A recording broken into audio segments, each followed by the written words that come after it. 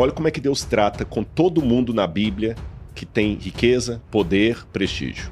Quando uma pessoa está arrebentando com a vida dela e não tem recursos, ele arrebenta a vida dela e quando muito dos que estão em volta.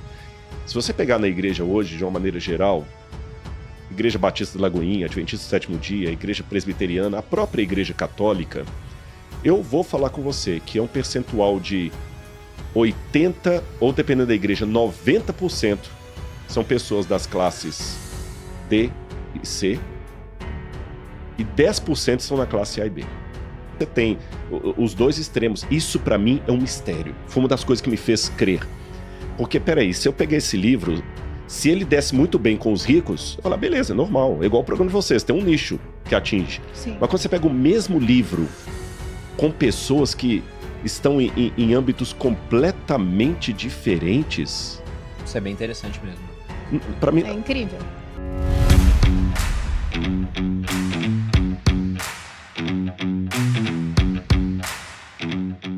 Uma analogia, você vai ver que é isso aí piorado.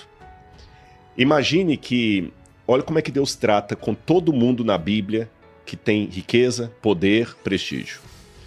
O povo de Israel pecou e o Moisés ali aguentando. O dia que o Moisés um dia perdeu a paciência e feriu a rocha várias vezes lá, batendo com o cajado e xingando e desacatando Deus em público, Deus falou assim, Moisés, você não vai entrar na terra prometida. Pô, que sacanagem. Eu fiquei a vida toda guiando o povo por causa de um erro meu. Moisés não entrou na terra prometida, o povo sim? Por quê? Agora vem minha analogia. Imagine, Bruno, que agora você vai ser... Ele não está mais na área de negócios, viu? Agora ele é um supervisor de aeroporto. Mas vai ganhar um bom salário. Aí você chega lá no aeroporto de surpresa para ver se está tudo ok. E você vai ao banheiro e tá lá aquele camaradinha que lava o banheiro, que ganha um salário mínimo para lavar banheiro, que ganha um salário mínimo para o lugar cheio de cocô, com aquele mau cheiro, urina, horrível. Até humanamente falando, ele devia ganhar muito mais, mas ele ganha só um salário mínimo. Aí você chega no banheiro e ele tá cochilando em cima da vassoura ali e com o banheiro sujo. Você vai dar uma bronca nele e ele vai se ajustar e, no máximo, uma advertência. Correto? Você sai do banheiro, sobe até a torre. E o sujeito que está no controle de voos lá está cochilando em cima do computador. Você vai dar só uma advertência? Não, porque ele tem responsabilidade sobre muita gente. Demissão sumária. Mas o erro dos dois é o mesmo. Eles estavam cochilando no trabalho. E por que um você deu uma advertência e o outro demitiu sumariamente? Porque o cochilo de um vai provocar um mau cheiro no banheiro. O cochilo do outro pode provocar uma tragédia de um avião com 200 passageiros se chocando aí e saindo em tudo enquanto é jornal e explodindo e uma bagaceira tremenda. Quando uma pessoa está arrebentando com a vida dela e não tem recursos, ele arrebenta a vida dela e quando muito dos que estão em volta. É a mãe que está sofrendo com o filho que está na Cracolândia, é a esposa que perdeu o marido e ele não dá pensão pro filho. Ele prejudica a si e, no máximo, aqueles que estão mais em volta dele. Agora imagine que o dono de uma multinacional fique sonegando impostos. Imagine que o dono se ele falir, quantas pessoas vão perder o emprego por causa dele? E aí vem efeito cascata. Porque ele faliu, ele tinha lá 20 mil funcionários, os 20 mil foram colocados na rua do dia para a noite, ele faliu, não tem nem como fazer o acerto financeiro, vai para a justiça, você sabe que fica rolando, demorando. Aquele que faliu, ele vai ter que tirar o filho dele da escola, porque ele não pode mais pagar a escola, e quando fale 20 mil funcionários, você tem desde aquele que ganha o salário de sênior, como aquele que ganha o salário de faxineiro. Olha a desgraceira. Então Jesus fala assim, coitado do rico. É muito bom ser rico. Mas o risco dele é muito maior, inclusive espiritual. Inclusive espiritual. Porque é mais difícil... Eu sou crente há muito tempo, eu vou falar de uma estatística de igreja, que aliás já vem desde a antiguidade. Se você pegar na igreja hoje, de uma maneira geral, Igreja Batista da Lagoinha, Adventista do Sétimo Dia, Igreja Presbiteriana, a própria Igreja Católica, eu vou falar com você que é um percentual de 80%, ou dependendo da igreja, 90% são pessoas das classes D e C, e 10% são na classe A e B. 10%. Aí é lógico que alguém fala assim, é porque esse pessoal é simplório, os mais intelectuais não vão por aí. Isso é discutível. Muito discutível. É discutível. Eu acho que é meio que... Sabe aquela curva de Gauss, onde você tem muita concentração no centro? Eu diria que nas pontas, assim, você pode ter o cara que fala, eu quero ir na igreja porque papai do céu está olhando para mim. É o mais simplório, mas algumas das pessoas mais inteligentes que eu conheço são pessoas religiosas. Exatamente. Sim, hoje em dia, sim. Mas não são a maioria. É interessante, por isso você falou, é mais difícil passar um camelo pelo fundo da agulha que um rico entrar no céu, porque quando você fala num bairro de periferia, vou dar um exemplo, se eu for falar de Jesus, vou abrir uma... Bom, a gente vai tirar uma prova dos 9 aqui. Quantas pessoas vão assistir um podcast só sobre finanças e quanto vão assistir um podcast sobre Jesus? Isso é interessante. Mas o pessoal gosta, geralmente. Não, inclusive tem bastante audiência. Não, eu fico feliz. Eu fico feliz, mas de uma maneira geral, você pode olhar que às vezes as pessoas têm... Se eu fizer uma série de conferências na periferia, quando eu falo conferência de evangelismo, vai lotar muito mais do que se eu fizer em Alphaville. Porque o rico... Agora eu vou colocar o coitado do rico. Eu tô falando isso aqui, não é detonando, não. É tendo sensibilidade por ele. O rico, ele tem dificuldade, por exemplo, em servir. Porque todo mundo serve ele. Você chega vamos fazer uma diferença. O Thiago tem até uma história que ele conta quando ele ficou no Ibis e quando ele fica no hotel. Você vai no Fazano, ajuda com o nome dos hotéis. Rosenwood, né? Não tô fazendo merchan pra vocês, não. Se tiver, depois vocês mandam o cachê, viu? Fazano e Rosenwood aqui. Convida nós. Convida a gente lá. Se você vai num hotel desse... na hora que você passa no corredor, até a camareira, bom dia, senhor, ela nem te olha no olho, não é? Se você reclamou que o bife tá mal passado, senhor, desculpe, o chefe vem pedir desculpa, é tudo muito fino, todo mundo te serve. E onde é que você vai aprender a servir? É como se você tivesse que ser malhado, comendo chocolate todo dia, sem um treinador ali. Não existe essa possibilidade. Não existe essa possibilidade. Como é que o rico tem que aprender? Então, para ele servir, ele tem que passar por cima do contexto dele e, de alguma maneira, descobrir uma maneira de servir, sendo que todo mundo está servindo ali a ele. Outro detalhe, o rico, como as coisas são fáceis de conseguir, aí eu estou pensando em comprar uma casa em Angra.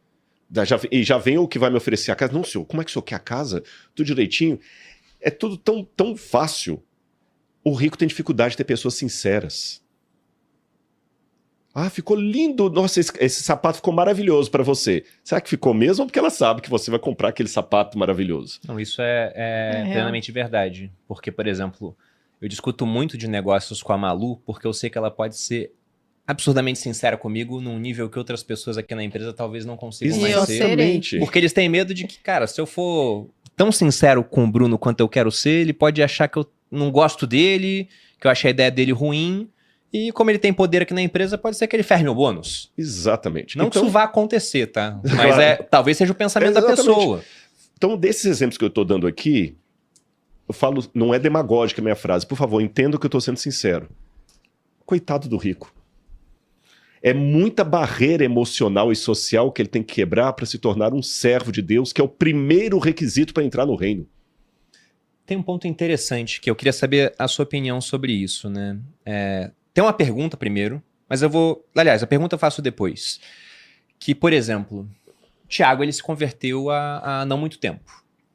E eu até falo com a Malu que eu acho que um dos grandes vencedores desse processo de rede social pelo qual a gente está passando são as religiões. Eu vi vários amigos meus que não eram pessoas religiosas se tornando pessoas, primeiro, mais espiritualizadas e depois, de fato, escolhendo uma religião. Muita gente indo para o caminho do protestantismo, como foi o caso do Thiago, e muitos amigos meus foram para a Igreja Católica. Eu até olhei assim e falei, caramba, cara, entre aspas, né, ser católico voltou a entrar na moda, porque quem eu tinha de pessoas católicas próximas Tem era minha muitas, avó, né, por par de pai, que é católica, mãe da Minha Malu, mãe. que é católica, E que vai era na o catolicismo, missa. às vezes, também do IBGE, né? Que a pessoa falava que era e não era. É, né? mais ou Hoje o menos. Brasil tá tem esse voltando- fenômeno, né? Onde o cara, ele é católico, mas no final do ano ele pula 7 ondas pra Iemanjá. É Mas hoje alguns estão se sincretismo, né? convertendo mesmo. Sim, Não, vida sim. tem sacramental, várias amigas tudo. Não, bem esses meus amigos que se católicas. converteram há É. pouco tempo, todos eles olham isso e falam, cara, então essa pessoa não é católica. Embora É. ela se diga católica, não é, porque ela tá adorando um outro Deus, né? Mas vários desses que se converteram são pessoas com uma condição econômica muito boa. Por exemplo, conversando com um desses amigos, ele falou, cara, eu me converti porque eu vi que o dinheiro não é a resposta. Durante muito tempo eu fui atrás de dinheiro, e quando eu consegui eu falei, não valeu a pena. Eu falei, calma aí, meu cara. Não, calma, agora que você tem, né? É que o dinheiro, eu falei pra ele, existe um negócio chamado utilidade marginal decrescente. Se você tem pouco dinheiro e arranja um pouco mais, é ótimo. Quando você tem milhões e arranja um pouco mais, não faz diferença quase que nenhuma, Uhum. porque ele deixa de ser útil. Mas veja, você resolveu tudo na matéria, e aí você pôde se preocupar com alguma coisa que vai além da matéria. Sim. Você tem, inclusive, ele virou um católico fervoroso, ele praticamente é um ativista, digamos assim, Uhum. né? Reza pela minha conversão todo dia. Ele fala sempre isso comigo, eu rezo pela sua conversão.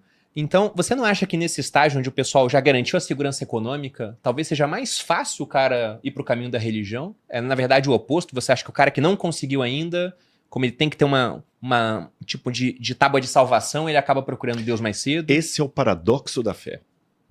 Você está equivocado na impressão, embora ela faça sentido, Uhum. mas equivocado não porque você cometeu um erro, é porque é o paradoxo. Paradoxo, só para quem sabe, para quem está assistindo, a gente estuda muito paradoxo na filosofia. O paradoxo não é uma contradição estúpida. Sim. O paradoxo são duas realidades antagônicas que convivem. Estou farto de ter muito, de ter pouco. Uhum. Eu estou farto de não ter nada. É um paradoxo. Se você está farto, mas não tem nada, né? Então, o paradoxo da fé é o seguinte. Vamos pegar aí, você gosta de filosofia. Ética Nicômaco, já leu? Sim, Aristóteles. Ótimo, maravilhoso. Eu me apaixonei com Aristóteles. Mas você consegue imaginar aquela senhora faxineira, semi-analfabeta? Não, não tem como.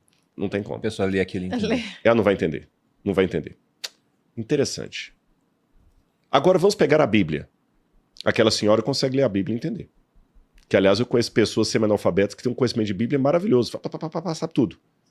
Essa mesma Bíblia que aquela senhora que eu acabei de citar consegue ler, ela vira tese de doutorado em Harvard. Eu fiz uma tese doutoral de 600 páginas sobre a Bíblia. 600 páginas sobre a Bíblia. Eu fiz uma outra tese doutoral sobre a Bíblia. Você entendeu? Sobre um versículo da Bíblia. Em grego. Então, quer dizer, não estou falando isso para exibir, não. É interessante, porque a ética Nicômaco é maravilhosa, mas ela é nichada.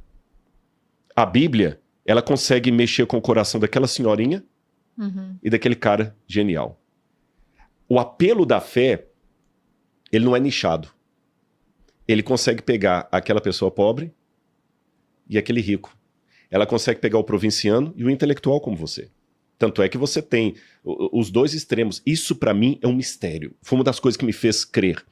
Porque, peraí, se eu pegar esse livro, se ele desse muito bem com os ricos, eu falo, beleza, normal. É igual o programa de vocês, tem um nicho que atinge. Sim. Mas quando você pega o mesmo livro com pessoas que estão em âmbitos completamente diferentes, Isso é bem interessante mesmo. para mim... É incrível. Eu vou dar 2 testemunhos para você, que tem até a ver com o Grupo Primo aqui. A gente fez a pós-graduação agora com o Thiago, né? O leque de pessoas que estão na pós-graduação é tremendo, porque a pós-graduação no Brasil, nós temos a autorização governamental que você, mesmo que não tiver uma faculdade, você pode fazer a pós-graduação. O que vai diferenciar é que você não vai ter um diploma, vai ter um certificado de extensão universitária. Sim. Diploma é graduação, então você fez economia, tá. Você tem gente lá, que você falou que não conhece muito de Bíblia, que não conhece nada de Bíblia. E tem gente lá que tem mestrado, e todo mundo está entendendo. E eu já estou começando a perceber na pós-graduação a repetição de um outro fenômeno do Bíblia Comentada, que é um curso que eu tenho sobre a Bíblia na internet, que são mais de 40 mil alunos. Já passaram 60 mil, tem 40 mil. Ativos tem quase 30, porque é igual academia, né? Tem uns 10 mil lá que assinam, mas Não praticantes. não tão praticantes. Mas sabe que ali eu falo de grego, hebraico, aramaico, arítico, filosofia, eu não abaixo a Nível. linguagem. Uhum. E tem gente com doutorado, tem gente semi-analfabeto tem adulto de 70 anos, 60 anos, tem criança de 12 anos. E eu sei que entenderam pelas perguntas que eles fazem. Aí eu falo assim, peraí, isso aí já não é meu. Que se eu falasse muito bem com a galera adolescente, o Rodrigo tem talento para eles. Agora, o mesmo discurso atingir aqueles ali, o maior, peraí, já tem alguma coisa sobrenatural que a razão não explica. Sim. Então a fé é a mesma coisa. Ela tem esse princípio que ela vai atrair esses seus amigos. Que talvez você nunca imaginava ver o sujeito numa missa. Você vai ver ele numa missa lá, tomando a comunhão e falando assim, tô rezando por sua conversão. Na missa lá eu sempre rezo por você. E você vai ter também aquele jardineiro, aquela pessoa simples, atraídos pelo mesmo livro. E você vai ter na penitenciária, gente também na penitenciária que está recebendo o curso, o conhecimento, e está se convertendo. Aí que eu falo, peraí, tem alguma coisa nesse livro que ajuda em todas as áreas. Eu vou colocar uma problemática aqui para vocês. Eu tenho vários livros publicados, até trouxe um depois que quero dar de presente para vocês. Se eu chegar para um editor hoje e falar o seguinte, eu quero escrever um livro, vou chegar numa das grandes editoras do Brasil, tá? Sobre o que esse é o livro? O livro vai ter muita história, assim, de guerras e tudo, mas então é um livro de história? Não, porque ele também tem muitos princípios de finanças. Então vai ser um livro sobre economia. Não, porque ele também fala de saúde. Tá, então vai ser um livro sobre comida, saúde, corpo, bem-estar. Não, porque ele também fala de salvação, de Deus. Então é um livro de teologia. Não, porque ele também tem princípios filosóficos. Então é um livro de filosofia. Sobre o que é esse livro? É uma enciclopédia? Não, tá. E quem vai escrever esse livro? Eu tô pensando assim, para escrever esse livro, uns 50 autores. 50 autores? Como é que vai reunir todo mundo assim? Você já tem um editor? Não. Na verdade, a maioria desses autores nem se conhecem. Nunca trocaram uma palavra. Cada um escreve um pedaço, depois a gente junta e vai ver o que dá. Nenhuma editora ia publicar um livro desse. E se publicasse, dificilmente seria um sucesso. E se publicasse, já teria nascido morto. Né? Teria sido um natimorto. Só que esse livro é a Bíblia, que você falou que é o mais lido do mundo. O primeiro livro a ser publicado aqui no Ocidente. E a Bíblia já passou de 7,5 bilhões de exemplares vendidos. Sabe qual que é o segundo no ranking? Não sei. O livro vermelho de Mao Tse Tung. Olha. Nossa. Que tem 900 milhões de exemplares. Só tem uma diferença. É que deve ser obrigatório. Lá eles são obrigados, né? E você nunca foi obrigado a ler a Bíblia. Então tem nesse livro princípios, e eu queria falar mais dois princípios de finanças que Jesus deu. Dá tempo de dois? Claro. Vamos, mas antes disso eu queria que você falasse mais para a audiência sobre o que é essa pós-graduação em arqueologia, história e interpretação da Bíblia e como é que eles podem fazer parte. Tá, eu vou começar com o problema dessa pós-graduação. Ela está com um problema muito sério, que a gente não sabe como resolver. Eu estou esperando o Thiago chegar para a gente reunir com ele. Tá defasada a pós-graduação. Sabe por quê? Por quê? Tá faltando o seu nome lá. Você que está assistindo aí, o seu nome não tá lá. A gente olha, mas você que está aqui assistindo os sócios não tá com o nome lá. Então, enquanto seu nome não estiver lá, vai ficar defasada, tá bem? Mas falando sério agora, eu já estava falando sério antes também, um convite para você. Eu tenho um objetivo de vida. Eu quero ensinar as pessoas tudo que eu sei sobre Deus. Tudo. E tá dado certo até hoje. E eu quero atirar com metralhadora. Um tiro vai pegar. Você tá entendendo? E tudo isso nasceu quando eu comecei com a Bíblia comentada. E foi um case de sucesso, graças a Deus. Construímos um museu, que eu estou convidando vocês. Estamos mantendo o museu. E não é só isso. Os recursos disso, porque é um dos princípios bíblicos, daqui a pouco eu vou falar, a sua riqueza tem que multiplicar a riqueza dos outros, senão não valeu a pena. Então, com os recursos do Bíblia Comentada, nós ajudamos o Rio Grande do Sul, tanto financeiramente como com elementos. Estamos agora investindo em alunos, em pesquisa, na manutenção do museu, cultura. E aí o Thiago, vendo eu falando aqui do Bíblia Comentada, um dia ele me chamou e falou, Rodrigo, cara, tá beleza o Bíblia Comentada, mas vamos dar algo mais. E uma pós-graduação.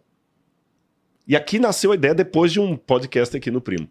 E a gente conversamos com o NASP aceitou, fez a parceria com o Grupo Primo, e nós começamos, então, e lançamos a pós-graduação. Essa pós-graduação em História, Arqueologia, História e Interpretação Bíblica comigo, eu dou a maior parte das matérias, das disciplinas.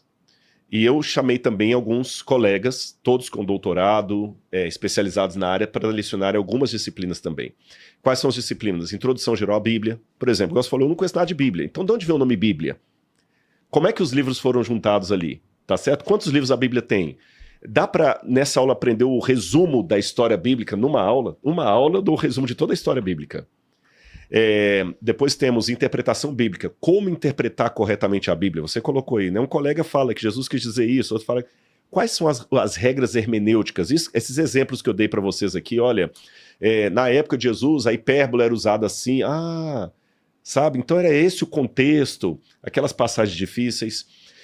Você tem interpretação geral da Bíblia, depois os livros da Bíblia, o Pentateuco, depois livros históricos e poéticos, livros proféticos do Antigo Testamento, os evangelhos, que vão de todas as matérias que eu vou lecionar nessa pós, duas que eu vou tratar com muito mais carinho ainda são os evangelhos, porque foi objeto do meu doutorado, e livros poéticos, onde vai explicar justamente Cantares, Eclesiastes, Provérbios, e nós teremos também Apocalipse, Epístolas de Paulo, Ética, várias coisas estão ali. E a pessoa, o que eu quis fazer? Eu não quis colocar uma pós-graduação que se torne um trauma. Eu quero algo que se torne um deleite.